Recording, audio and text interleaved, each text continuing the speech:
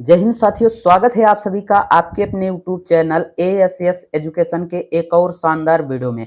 आज की शानदार वीडियो में आप सभी को वीर रस, जैसा कि हमने कल ही वीडियो बनाया था हास्य रस, ठीक, तो उसी प्रकार आपको आज वीर रस के बारे में, जो कि आज यह वीडियो आपके लिए बहुत इंपॉर्टेंट होने वाला, क्योंकि 22 फरवरी के दिन 22 फरवरी को यही हिंदी के पेपर में पूछा ही पूछा जाएगा।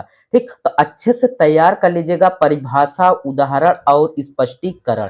ठीक, यह आपके लिए बहुत इंपॉर्टेंट है। ठीक, तो प्लीज चैनल पर नए आए हैं तो चैनल को भी भाई सब्सक्राइब कर दीजिएगा। ठीक, क्योंकि आपके लिए हम इतना करते हैं तो आपके लिए फर्ज बनता है आप सिर्फ चैनल को सब्सक्राइब कर दीजिएगा, एक प्यारा सा कमेंट कर दीजिएगा। ठीक, और उसके बाद हम वीडियो पूरा आपको बताते हैं कि किस तरीके से आपको वीर रस की परिभाषा और उदाहरण लिखना है। ठीक, तो परिभाषा लिखना है भैया, उत्साह नामक स्थायी भाव, विभव, अनुभव और संचारी भाव के संयोग से वीर रस की उत्पत्ति होती है। बात आपको क्लियर हो गई कि उत्साह नामक स्थायी भाव, विभव, अनुभव और संचारी भाव के संयोग से क्या होता है, वीर रस की उत्पत्ति होती है। ठीक, यही है वीर रस की क्या परिभाषा भैया। उदाहरण में है कि मैं सत्य कहता हूं, सखे सुकुमार मत जानो।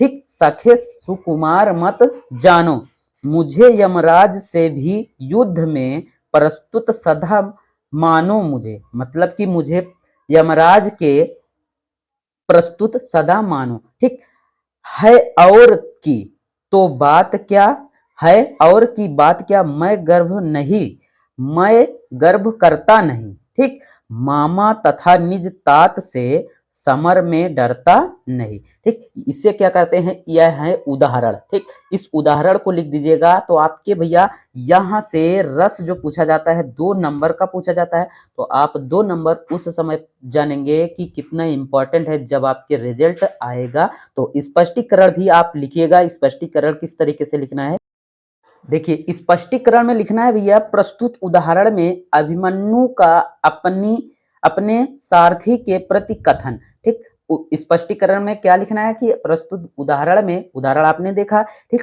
उसमें अभिमन्यु का अपने सारथी के प्रति कथन, क्या कथन है। ठीक, अब इसमें स्थायी भाव क्या है भैया, उत्साह है। क्या है, उत्साह है।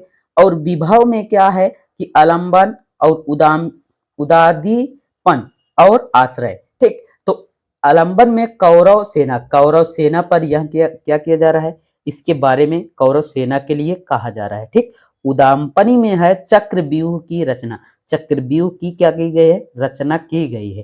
ठीक, आश्रय है कि अभिमन्यु से, आश्रय किससे है, अभिमन्यु से।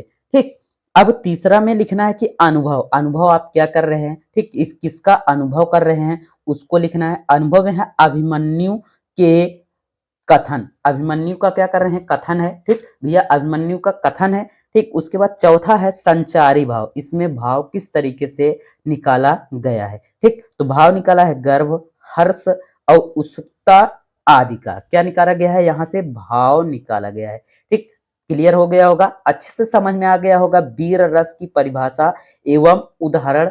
ठीक, इसका स्पष्टीकरण। ठीक, इस तरीके से आप लिख कर पूरा आएंगे तो आपके 2 नंबर कोई नहीं काट सकता है। ठीक, क्योंकि यह आपके बोर्ड पेपर में हर बार ही पूछा जाता है, चाहे वह वीर रस हो, करुण रस हो या फिर हास्य रस हो। ठीक, तो तीनों में से कोई ना कोई एक जरूर आपके पूछे ही जाते हैं। ठीक, तो क्योंकि छोटा छोटा है तो आपके 2 नंबर का ही है। ठीक, तो इसे अच्छे से तैयार कर सकते हैं आराम से। ठीक, क्योंकि आराम शब्दों में बताया गया है तो आप आराम से तैयार कर सकते हैं। ठीक, अच्छा, वीडियो पसंद आई हो तो लाइक कीजिएगा, दोस्तों तक जरूर शेयर कीजिएगा। ठीक, मिलते हैं और किसी मजेदार वीडियो में, तब तक के लिए thank you, take care, good bye, जय हिंद।